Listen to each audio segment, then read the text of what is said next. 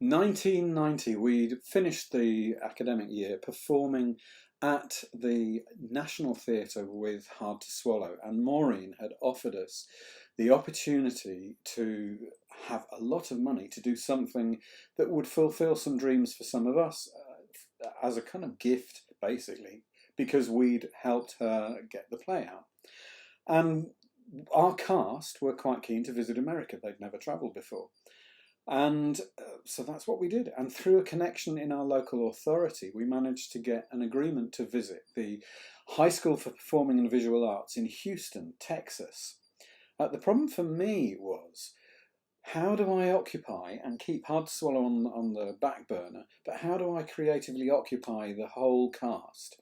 And also allow the opportunity for old cast members who had disappeared to come back in. And Deanne, who was one of the only people from the previous youth theatre, the guy who ran the youth theatre previously, she was one of the only ones who had really supported me and offered me that mature input in the very early days. And I wanted to reward her, and came up with an idea that maybe she would direct Too Much Punch for Judy, leaving me out of it. And she jumped at the chance, and it gave me an opportunity to act as assistant director to her. She'd enter it for the drama festival, and it really did offer me with the opportunity to look at both plays and keep Hard to Swallow going, but give the whole group an opportunity to develop something new for them, something that they knew had been exciting because they'd had the professional production coming in. So, Too Much Punch for Judy. The story of Joe and Judy was up very much on the radar. I knew by this point, having just done the TIE production with Ape Theatre Company, I knew that the kind of format of it, it needed to have something at the beginning that would grab. And we'd done the Dave and Dave version, and I think this is where I got together with the Youth Theatre in Southampton, Oaklands Youth Theatre, and it begins to look like, rather than the Captain Assertive pictures, here this begins to look like the Too Much Punch for Judy. You'll probably recognise these as effectively Bob and Nob. It was Dave and Dave. And that opening of the play that provides that electricity and the keenness for people to watch, and then the sudden tragedy and the contrast. And as we were performing it later on in the year, the drama inspector came in, and he offered one of the most amazing ideas that came to the play, which was that we should revisit that opening Bob and Nob scene and replay it at the end, but with there being no laughter, because at the beginning people laugh and it's exciting. If we come back and use it again and people know what's happened, they won't laugh. We tried it and it worked. It provided an absolutely superb ending. We also managed finally to get the accident scene really working, just because in the background I saw these scaffolding poles and knew that the accident had been on a bridge with scaffolding, and so it just seemed obvious to use them. I remember the Ape Company were using baseball bats in a very aggressive manner, so that was a starting point for us, and we developed it to be the scaffolding poles, which for us worked really well. The reviews of the play were amazing. It packs its anti-drink driving message with the kick of a mule, but it doesn't stop it being excellent drama. So they did really well. Deanne did a fantastic production, and now we had Hard to Swallow and Too Much Punch for Judy to take to America. And in our last performance, our last rehearsal, just before we left for America, I had a visitor. And it was a guy from New Zealand saying he wanted to tour Too Much Punch for Judy in New Zealand as well. I won't talk about that now, but that did actually happen. It's one of those things that happened. We took the youth theatre over to America, and I'll just read you from the book about Hard to Swallow, actually. One of the accounts from our youth theatre. From the moment we stepped on the plane, it hit me that we were actually going to America. I had never flown before.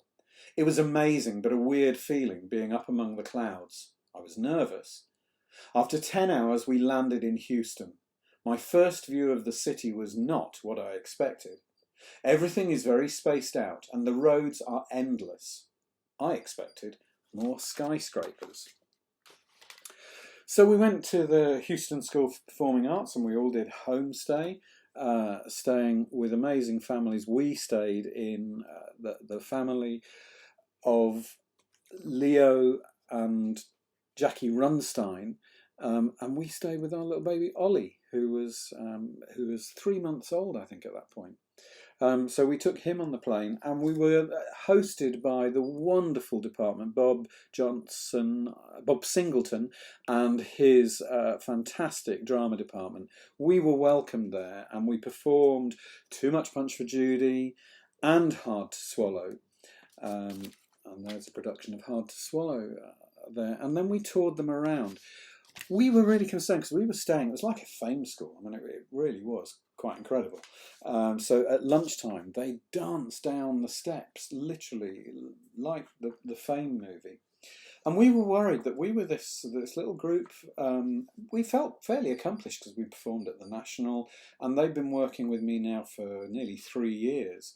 But we were still worried. These people were at a high school for performing and visual arts. They were experts. And I didn't know until I came to write this book, when we got some feedback from the HSBVA students from 1990. And this was their comments about us performing, which I was completely unaware of until 2 years ago. For a young Texan, just hearing a British person speak was magical. From what I remember, I was blown away that Jarl would have tackled a subject so deep back then. It was a wonderful production, he's talking about Hard to Swallow, and many of us found more of our own voices through work that was so thought-provoking and new to us. And then another, who was that? Josh Jordan. And then Wade Williams wrote to me and said, I distinctly remember that the subject was handled in such a way that the teens understood it without it being dumbed down. The imagery and staging you all used was awesome. Trying to express what was in the main character's mind, how she perceived the social world around her. Lastly, Sarah as Catherine was fantastic. I remember thinking, these kids are better than us. I know I was not alone in that thought. How lovely that we managed to have that kind of feeling. We did the tourist stuff, we went to see the space station, and it finally ended with a performance of Hard to Swallow, which we recorded on a video, and you can see that on the released Hard to Swallow video. It was the very last performance they did in a little hospital as part of our tour. And we did it in a lecture theatre. It certainly wasn't a purpose-built theatre. An amazing experience. And the other thing that I haven't mentioned about Hard to Swallow is that when we performed it at the Totton Drama Festival, we won. But winners of drama festivals weren't allowed at that stage to go through to the English final. And as a result of that, the committee at Totton challenged the English national British final of the All English AETF, All English Theatre Association, and as a national AETF, All England Theatre Association, and they challenged that rule, and it came to change. So during that year, I think soon after that year, the rule was changed. Another little achievement for Hard to Swallow, but an important one. That's the last image of us on the last night in quite a different environment to those sort of things that we would experience in Lord's Hill. So houses with swimming pools. It was an amazing experience, and our first of ever travelling abroad. We were to have some others from OYT in later years. But it was an incredibly significant one. And it was the end of an era for that group. And many of the older ones then left and went off to do their own things. A couple of them went off to work and did TIE work. And they went off to do different things. And things had very naturally come to an end. But we developed some more work the next year, which was my intention to cash in on this and write my own hit musical with Brian. And I'll talk to you about that And then also there's a little follow-up with the New Zealand situation.